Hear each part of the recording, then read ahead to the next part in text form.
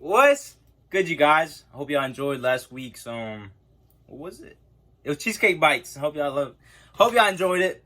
You know, put my heart and soul into that cooking. So you know what? Had to hit y'all up with another one with these beautiful buffalo wings. You know, all my cooking here, it's all healthy, low calories, unnecessary chemicals and all that crap they be putting in them. I make it good, healthy, and simple for y'all. Look at that. Oh. Buffalo wings. We also made some cauliflower pizza. I got a little hungry, so half the pizza's missing. But you know what, guys? Y'all gonna love these, man. I put hard work into them. All clean ingredients, seasonings, not too much sodium either. Low calories. I'll get into the calories in a little bit. And for the wings, I got a little bit of that Boathouse country blue cheese. Low calorie.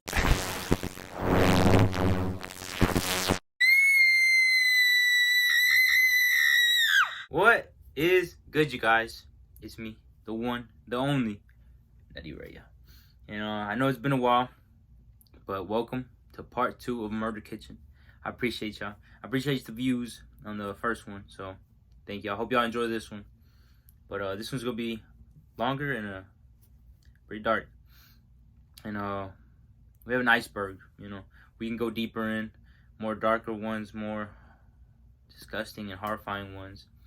So this one's pretty good to start you out with. If y'all want more, likes and comments, of course, appreciate it. And let's go. We're gonna hit 400 soon. So this story starts in Mexico City, Mexico, 1971, on July 19th. This lady, Maria Trinidad Ramirez, she sold tamales. So very nice lady, mother of 5, humble. She was known as you know, the nice tamale selling lady. Everyone around knew her because she was the one that sold tamales in that area. So you know, she murdered her husband, dismembered his body, and stuffed him in a barrel. When the police got there, it was because neighbors had been complaining about a horrible smell.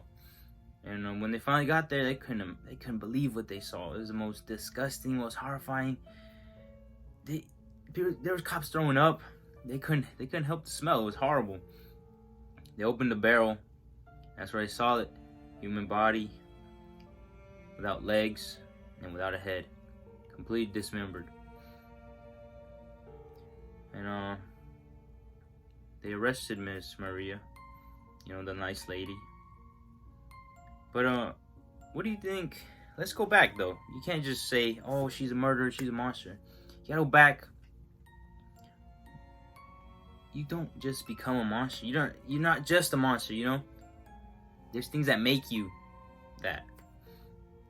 So we go back 3 years before that. So 3 years ago, Miss Maria was a divorced lady. She had 3 kids.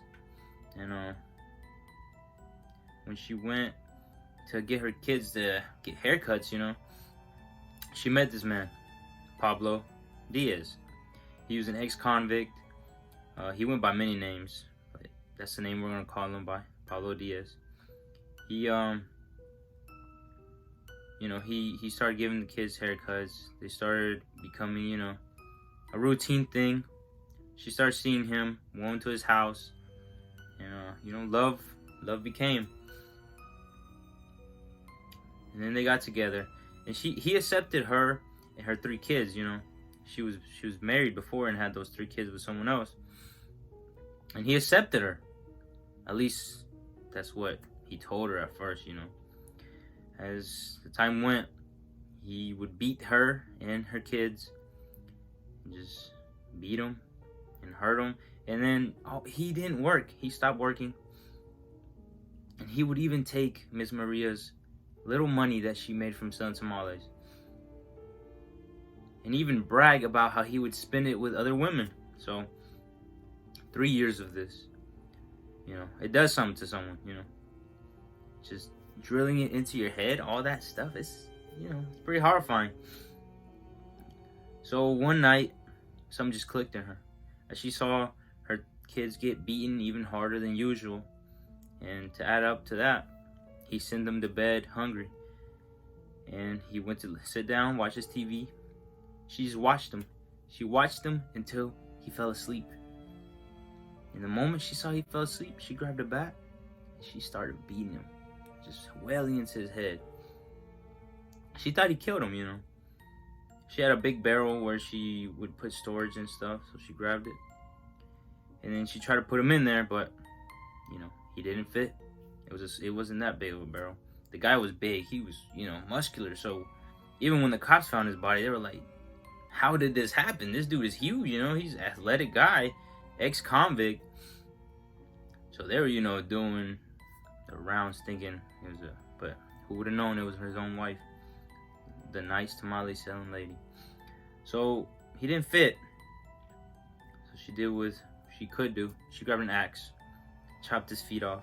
That's when she realized the man was still alive. She cut his legs off and he just started, convulsing. So she had to finish it, cut his head off too. Put everything, all his body parts. She boiled his head and hid it away somewhere else. And she started taking pieces of meat from his legs that she cut off. She started putting them in her tamales, and selling them. Which is horrifying because people that day, or the next day, they were eating human tamales and they had no idea. They thought it was a pig. Well, it kind of was, but... And yeah. She hit his body. And then when the police found it, they went over to her and they told her, hey ma'am, your husband's dead. And they expected her, to just start crying and go hysterical, but she never did. She had this little sparkle in her eye, knowing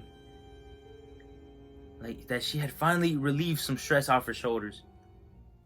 So the cops took her to question her, They didn't have to get too deep into the questioning. And she confessed to it all. She told them why she did it, how she did it. And then the police, they couldn't believe that she did it by herself. So they arrested her oldest son and her son-in-law. And,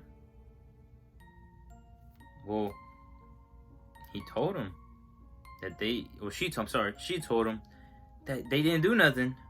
They were even giving her a 20-year reduction if she gave up her accomplices. But she told him, nope, give me the 40 years because I had no accomplice. I did this myself. Yeah, the judge gave her 40 years. Well, this is Mexico, remember. She got 40 years in prison.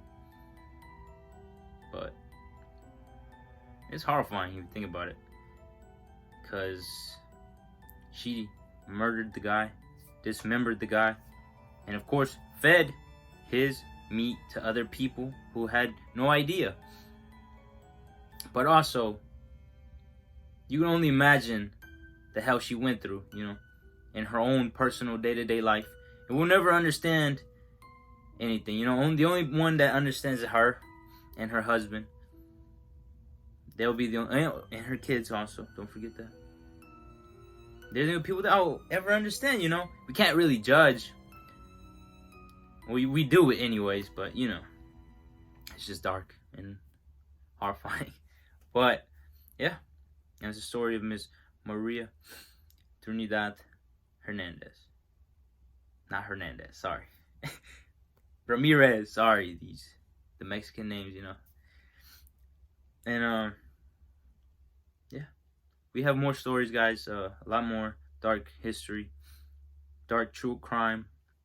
And I'd love to tell you, I really just need comments. I appreciate subscribers and likes, but comment, man, that would be amazing to just get a comment saying good job or can you do this one? Look into this case, you know, something like that. I would really appreciate you guys. I love you guys. Hope y'all liked it. This one was kind of dark, yeah. And I forgot to give a disclaimer warning, so I'll give it now at the end. Love you guys, and that's it.